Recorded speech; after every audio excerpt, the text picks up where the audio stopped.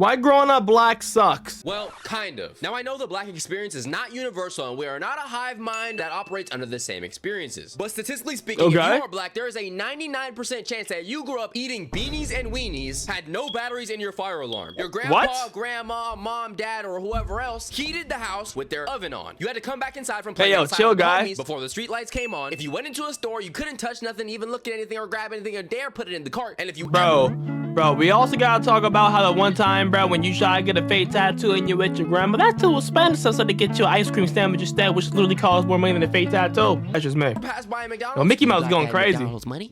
You got that fast food money? And you might have got a severe case of the lumps. Some items you might have been whipped with was a sandal, a belt, a belt buckle, a switch, a hanger, a tree trunk. It didn't matter, bro. Anything in sight at the time is fair game. And I'm not trying to paint every African American parent to be some violent, abusive thug or something like that, but bro, it is a canon event for some of these parents. That corn dog like is that good. See a black child do something wrong and be like, damn, let me hit that thing. And then even worse, let me hit it until it starts crying. And then let me keep hitting it because it won't stop crying. Because if you really want to cry, I'm gonna give you something to cry about. Which is a thing I swear like all parents be saying, bro. I don't understand how you can see an innocent little child and lay hands on that thing. It is a small, tiny human being. I remember getting whooped so bad one time in my childhood. And then my parents had the nerve to be like, this is hurting me more than it's hurting you. Oh my God. They be tapped big as a cap, bro. That's all. It's a big ass cap. Bro, that is the stupidest, goofiest thing I've ever heard. Because no, the hell it's not. I don't mean to bring up the political and economic state of the world, but historically speaking, our ancestors were whipped. Now you're treating your own children with that same harsh reality? Relax. And remembering events like that in my past life, or not my past life, but the past of my life, made me want to spark and create this video. So today we're going to be talking about why you cooking watermelon like that? A lot of these things in the video are going to be somewhat universal, so not completely specific to being black, but just something that you might have faced if you are black. So if you're not black, there's a very high chance that you experience Why is bro eating a watermelon? I'm more interested in these gifts, man. Something very, very similar. Reason number one, parents.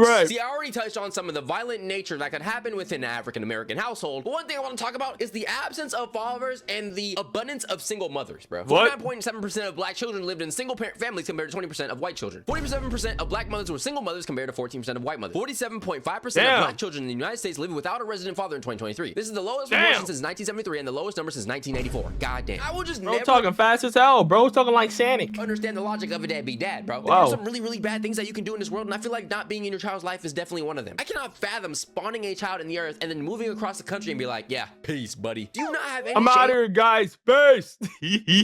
Bro dipped so quick, he was gone. Do you not have any empathy? And then when that child grows up to be LeBron James, that person's gonna be first in line back to be like, the worst best father of all time, LeBron's dad. There are a bunch of negative statistics correlated around absent father households, single parent households. Statistics show if you have two parents and you're part of a loving family, you are more likely to make it out. And I think broken homes is one of the worst parts of growing up black for a lot of people. Now, regardless of if you had a one-parent household or a two-parent household, that does not necessarily negate you from struggling. And a lot of black people are familiar with the struggle life. Personally, there was countless struggle meals, all right? Let me hear the struggle meals. I'm gonna tell you if these struggle meals are valid or not. I had water before, a hot dog and a regular piece of bread. One time. That's a struggle meal.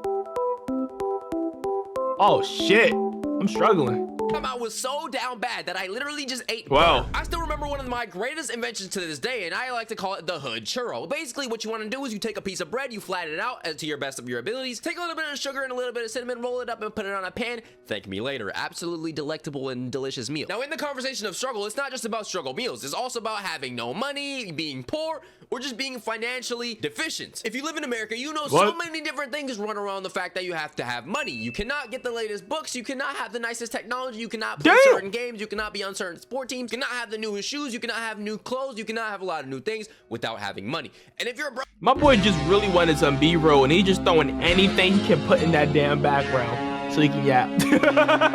You low-key cannot experience what childhood really is, bro. Like, I remember in middle school seeing people with the freshest kicks, the newest Jordans, Jordan 1s, Jordan 11s, specifically my favorite, the Jordan 11 Cool Grays, or even the True Blues, the Legend. Bro, the Cool Grays like in middle school, bro. It's back when it had the Cool Grays, it had the black 8s, or the black 11s. I don't remember, no, 8s, we were black, all black 8s.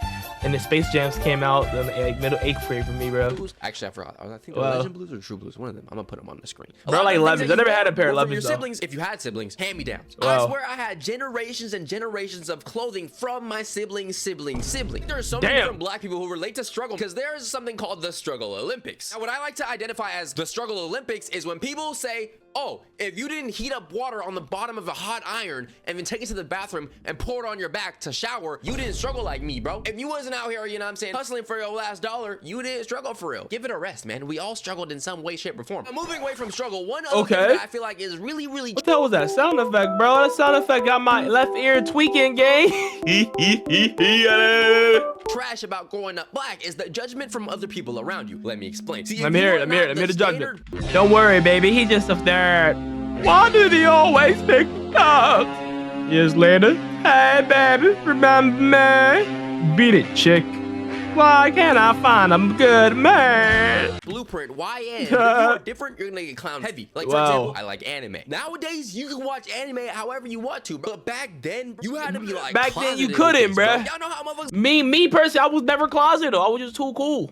Or DL in Atlanta. I was too cool. I was a DL anime watcher, bro. Another thing you might get judged for is the way you talk. If you don't have a certain accent, if you don't say certain words, if you don't like to cuss, if you wear glasses, you might get called a nerd. You might get seen as whitewashed, which is a whole huge issue within the black community itself. It's so stupid to say somebody's whitewashed just because they're trying to be intellectual. Actually, they're not even trying to be intellectual. Maybe they're just a little bit different. Now, as I got a little bit older, fast forward to like the beginning of high schoolish, I started experiencing more things like discrimination, racism, etc.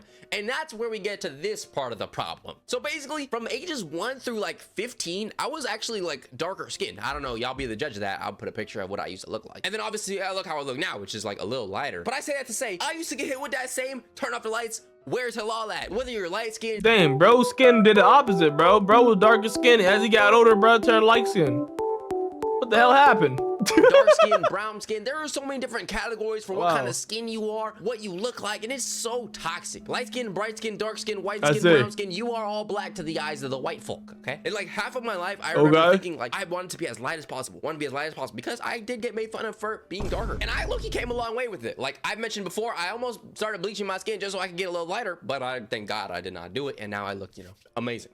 Most of the racism that I experienced from non-black people came from online activities. So like on Call of Duty, online chats where people... It could just be the light that make them brighter too, though. Hard R's, any type of slurs, you name it, bro. I haven't really experienced like in-your-face racism. Just because racism isn't happening in your face doesn't mean it doesn't exist at all. A lot of racism you face is systemic, and you won't really understand that it's racism until a little later. Like if you get pulled over for no reason, maybe not getting hired for a job even though you're overqualified, and you don't know if it's really racism. But if they see the name Daquan Malachi Johnson Daquan Malachi III, oh yeah, that's a nick.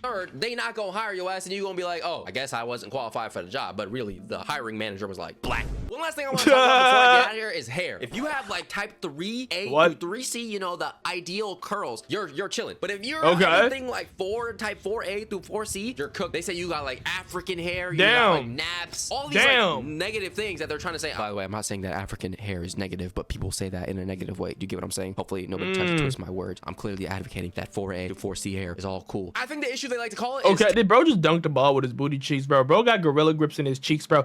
Bro just dunked the ball with his booty cheeks. He just dunked the ball with his booty cheeks, and that's not what the video's about. Texturism, where people are discriminated based on the type of hair texture. He did it again! Back then, when I was in school, if you had dreads, it was seen as dirty. But realistically speaking, throughout time, all black hairstyles have been made fun of. If you have an afro, like I had, I'll show it on screen, I was getting called microphone. I was getting called mushroom head. And even people who had waves got made fun of for, I don't even know. But I mean, at the end of the day, there are some really, really good things about growing up black too, which is why in the beginning I said it kind of sucks. We got grills, chains, certain outfit styles, definitely the foods, yes sir. The dances, the music, there is a lot of rich culture inside the black community, which I will never ever trade. Even though there are certain struggles with growing up black, another reason why I wanted to make this video is because I know a lot of people that are young or even older experience something very, very similar to me. It's a very relatable experience, whether you're black, white, Asian, Hispanic, it doesn't really matter. You might have experienced certain issues with struggle, financial issues, getting made fun of for your hair texture, your skin color, etc. So for the youngins watching this video who are going through some struggles, going through some of these issues, just know that you will make it out. All right, continue to be yourself, continue to be different. You will make it out the struggle. You will surround yourself with like-minded individuals as yourself. We see you, we hear you, we feel you. We've been through it. You'll get through it as well. But hopefully you guys enjoyed this video. Let me know what you guys think down below. What do you think the worst and best parts of growing up black is? Do you think that the experiences I talked about were pretty unique to my situation, or y'all went through something very similar? Comment down below what your favorite struggle meal is. Comment down below any experiences that you related to, or any experiences that I didn't talk about that you think should have been talked about. And with that being said, it's Love Law. I love you. Comment down below what you want to see next. Join my Discord link in the description. Sub to the second channel, also in the description. And I'm out. Right. I'm not gonna lie. I think everything was pretty valid, but I'm not gonna lie. That B-roll was killing me, gang. That B-roll.